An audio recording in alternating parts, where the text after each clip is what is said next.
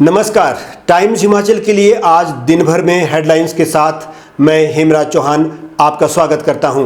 पेश है आज दिन भर की मुख्य खबरें।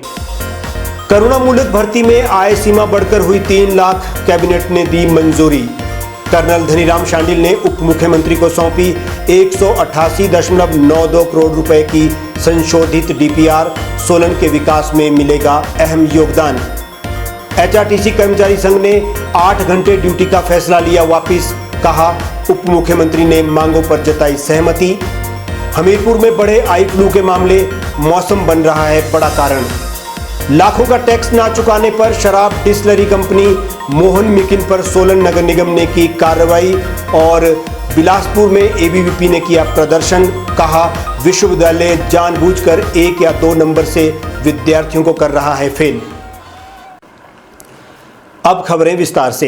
हिमाचल प्रदेश मंत्रिमंडल की लगातार तीसरी बैठक मुख्यमंत्री सुखविंदर सिंह सुक्खू की अध्यक्षता में आयोजित हुई। इस बैठक में कई महत्वपूर्ण निर्णय लिए गए हैं। मंत्रिमंडल ने करुणामूलक भर्तियों के नियमों में बदलाव किया है। अब करुणामूलक भर्तियों के लिए आय की सीमा 2.5 लाख से बढ़ाकर 3 लाख रुपए कर दी गई है। इसमें एकल नारी और अनाथ बच्चों को प्राथमिकता के आधार पर लाभ मिलेगा। कल भी कैबिनेट मीटिंग होनी है, जिसमें विधानसभा के मानसून सत्र को लेकर चर्चा होगी।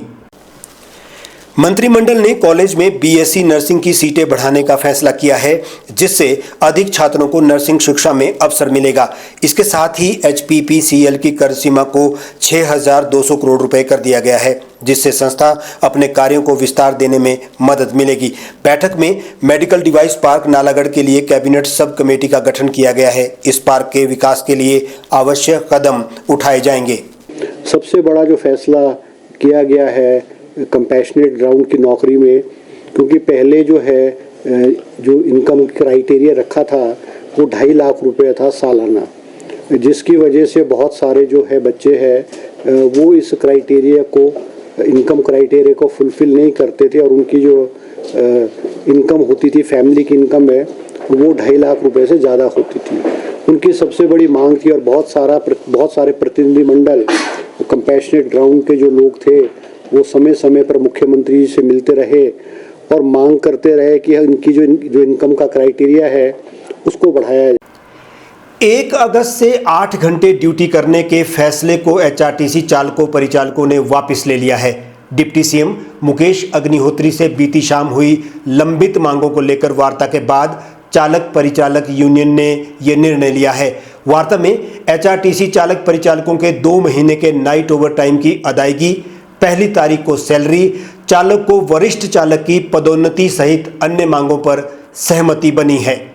चालक परिचालक यूनियन के अध्यक्ष मान सिंह ठाकुर ने बताया कि उप मुख्यमंत्री मुकेश अग्निहोत्री के साथ एचआरटीसी चालक परिचालक यूनियन की सौहार्दपूर्ण माहौल में बैठक हुई है, जिसमें लगभग सभी मांगों पर सहमति बनी है। उप मुख्यमंत्री ने 1 तारीख को सैलरी देने की मांग को मान लिया है। इसके अलावा 202 वरिष्ठ चालक के पद नाम, 6 महीने का चिकित्सा प्रतिपूर्ति भत्ता, नई वर्दी के पैसे सहित सभी वित्तीय देनदारियों को 2 से 3 महीने में देने का आश्वासन भी मिला है। चाल का पदनाम मांगने की थी, पदनाम लेने की थी, तो माननीय मुख्यमंत्री महोदय जी ने कल उस मांग को मान लिया है और 202 सीनियर ड्राइवरों को दे दिए गए हैं।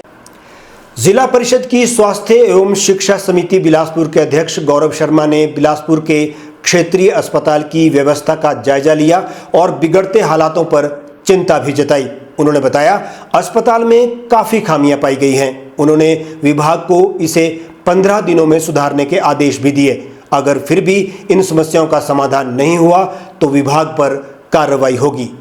निरीक्षण के दौरान कुछ अधिकारी नदारद रहे। गौरव शर्मा ने कहा कि अस्पताल में 4 स्पेशल वार्ड बनाए गए हैं, उनका भी निरीक्षण किया गया। उन्होंने कहा अभी सिर्फ 2 ही चालू अवस्था में हैं, बाकी 2 वार्ड अब तक अधूरे हैं, जिससे मरीजों को उचित सुविधा नहीं मिल पा रही है। उन्होंने बताया कि मरीजों और उनके परिजनों से लंबे समय से उन्हें काफ़ी समस्याएं बताई जा रही थी। हमें कुछ शिकायतें मिली और उन शिकायतों को मद्देनजर देखते हुए या उनका निवारण करने के लिए हम लोग यहाँ आए। तो जैसे ही हम हॉस्पिटल में पहुंचे, हमने बड़ी अनियमितताएं यहाँ पर पाई, चाहे वो गंदगी को लेकर थी, चाहे बाहर एक सूखा पेड़ था उसको लेकर थी, चाहे वॉशरूम्स को लेकर थी, इन चीजों के लिए हम यहाँ पर जो भी संबंधित विभाग के अधिकारी हैं उनसे बातचीत हो रही है और इनका निवारण करने के लिए हम लोग इस कमेटी के द्वारा यहाँ पर आए हैं। सोलन के समीप जटोली और औच घाट के बीच आज सुबह करीब 4 बजे एक बड़ा हादसा होते होते टल गया, जब एक सेब से लदा छोटा टेम्पू अनियंत्रित होकर पहाड़ी से जा टकराया। पहाड़ी से टकराने की वजह से चालक ट्रक के स्टीयरिंग और सीट के बीच में फंस गया। हालांकि एक बड़ी दुर्घटना होते होते बच गई। ट्रक ड्राइवर की सूझबूझ से बड़ा हादसा होते होते टल गया। ड्राइवर अपनी ही सीट पर फंस गया, जिसे स्थानीय लोगों की मदद से बाहर निकाला गया और इलाज के लिए सोलन के क्षेत्रीय अस्पताल भेजा गया। ये हादसा चालक को नींद की झपकी आने और सामने से आ रही गाड़ी को बचाते हुए हुआ। यदि चालक गाड़ी के स्टीयरिंग को दूसरी तरफ घुमाता तो गाड़ी कई 100 फीट नीचे चली जाती। कला संकाय स्नातकोत्तर प्रथम वर्ष के परीक्षा परिणामों में भारी गड़बड़ी के विरोध में आज अखिल भारतीय विद्यार्थी परिषद ने राजकीय स्नातकोत्तर महाविद्यालय बिलासपुर के बाहर जोरदार धरना प्रदर्शन किया। विद्यार्थियों ने विश्वविद्यालय प्रशासन के खिलाफ नारेबाजी कर आक्रोश व्यक्त किया। अध्यक्ष आयुष भारद्वाज ने कहा कि कला स्नातकोत्तर प्रथम वर्ष के परीक्षा परिणाम बेहद निराशाजनक रहे हैं। अधिकांश छात्र छात्राओं को मात्र 1 या फिर 2 अंकों से फेल कर दिया गया है। यह कोई पहली बार नहीं हुआ है, बल्कि पिछले कई वर्षों से हिमाचल प्रदेश विश्वविद्यालय इस प्रकार की नीति अपना रहा है। विद्यार्थी जब रीइवैल्यूएशन करवाते हैं तो वे आसानी से पास हो जाते हैं, जिससे स्पष्ट होता है कि विश्वविद्यालय जानबूझकर छात्रों को फेल करता है ताकि वे दोबारा शुल्क भर सकें। उन्होंने आरोप लगाया कि ये विश्वविद्यालय द्वारा पैसा कमाने की एक योजनाबद्ध और घटिया रणनीति है। प्रदेश सरकार पर निशाना साधते हुए उन्होंने कहा कि सरकार के सत्ता में आने के बाद से लगातार जन विरोधी फैसले लिए जा रहे हैं और अब विद्यार्थियों के भविष्य से खिलवाड़ किया जा रहा है। हम देखें जो विद्यार्थी हैं उनका रिजल्ट 1-2 नंबरों से फंसा दिया जाता है और ये जो घटनाएं हैं कुछ लंबे समय से देखने को मिल रही है कि प्रदेश विश्वविद्यालय उन छात्राओं का रिजल्ट 1-2 नंबरों से फंसा देते हैं। उसके बाद वो बच्चे रिवैल्यूएशन भरते हैं और उसके बाद वो पास हो जाते हैं। हमीरपुर जिला में हर एक उम्र के लोग बरसात के इस मौसम में आई फ्लू की चपेट में आ रहे हैं। मौसम में नमी होने के कारण लोगों को आंख की इस बीमारी ने जकड़ लिया है। ये चौंकाने वाला आंकड़ा मेडिकल कॉलेज और अस्पताल हमीरपुर की आईओपीडी से सामने आया है। आईओपीडी में रोजाना करीब 10 मरीज आई फ्लू से संक्रमित पहुंच रहे हैं। इनमें बच्चे, जवान, बुजुर्ग शामिल हैं। आई फ्लू की चपेट में आने के उपरांत इन्हें आईओपीडी से उपचार उपलब्ध करवाया जा रहा है। बरसात की शुरुआत में आईओपीडी में 2 से 3 मामले आना शुरू हुए थे। अब आई फ्लू के मामलों की संख्या में इजाफा हो रहा है।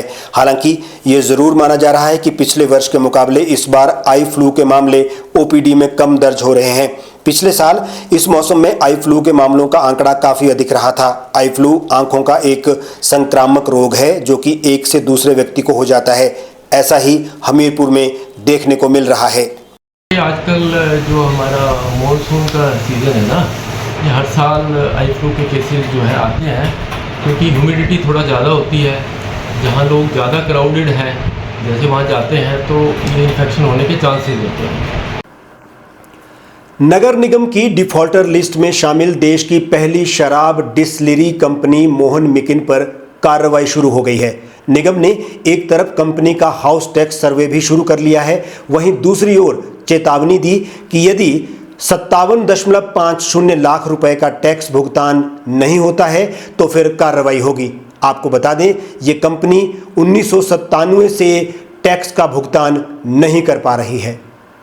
यही कारण है कि साल दर साल ये टैक्स लगातार बढ़ता जा रहा है। स्थिति ये हो गई है कि वर्ष 1997 से लेकर जुलाई 2022 तक का 57.50 लाख टैक्स अभी पेंडिंग है, यानी इस टैक्स का भुगतान नहीं किया गया है। अगस्त 2022 से लेकर जुलाई 2025 तक के टैक्स के निर्धारण का सर्वे भी शुरू हो गया है। कंपनी के बिल्डअप एरिया को देखते हुए पिछले 3 वर्षों में ये टैक्स भी लाखों रुपए में होगा। अभी इनका जो टोटल टैक्स लायबिलिटी है वो 57 लाख हो गई है अगस्त 2022 तक की। तो इसको लेकर हम पिछले अक्टूबर से लेकर उनसे जो है काफ़ी बातचीत कर रहे थे, इस मामले को रिजॉल्व करने की कोशिश कर रहे हैं, क्योंकि जो नोटिफिकेशन है वो हम ढूंढ रहे हैं, वो हम भी ट्रेस नहीं कर पाए हमने, जबकि शिमला में भी ट्राई किया और अभी प्रिंटिंग एंड स्टेशनरी को भी हमने लिखा है। हमीरपुर जिला मुख्यालय के 24,000 बिजली उपभोक्ताओं को अब विद्युत कट की समस्या से निजात मिल जाएगी। इसके लिए 36 करोड़ रुपए की लागत से GIS सब स्टेशन का निर्माण किया जाएगा। हमीरपुर शहर के बिजली उपभोक्ताओं के लिए gas insulated switch gear 3311 kV sub station स्थापित करने की योजना है। बिजली बोर्ड हमीरपुर के अधीक्षण अभियंता ने बताया कि विश्व बैंक की तरफ से GIS सब स्टेशन लगाने को मंजूरी प्रदान कर दी गई है।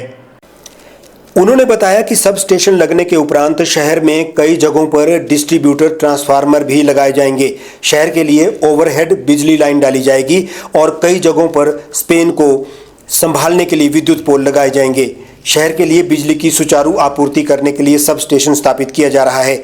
हमीरपुर शहर में बिजली बोर्ड के करीब 24,000 उपभोक्ता है। शहर के लिए बिजली की बेहतर व्यवस्था की गई है, लेकिन फिर भी बिजली कट लगने से लोगों को परेशानी का सामना करना पड़ता है। प्रोजेक्ट जो है हम अवार्ड हो गया है, 34 करोड़ का लगभग है। इसमें एक हम सब स्टेशन बना रहे हैं डंकवाली में, और कुछ इसमें ओवरहेड हम केबल डालेंगे जो हमीरपुर टाउन में एरिया है, और कुछ ऑगमेंटेशन करेंगे ट्रांसफार्मर की, और नए DTR भी लगाने हैं। आज दिन भर में टाइम्स हिमाचल के लिए बस इतना ही। हेमराज चौहान को दीजिए इजाजत। देश और प्रदेश की खबरों के लिए देखते रहिए टाइम्स हिमाचल।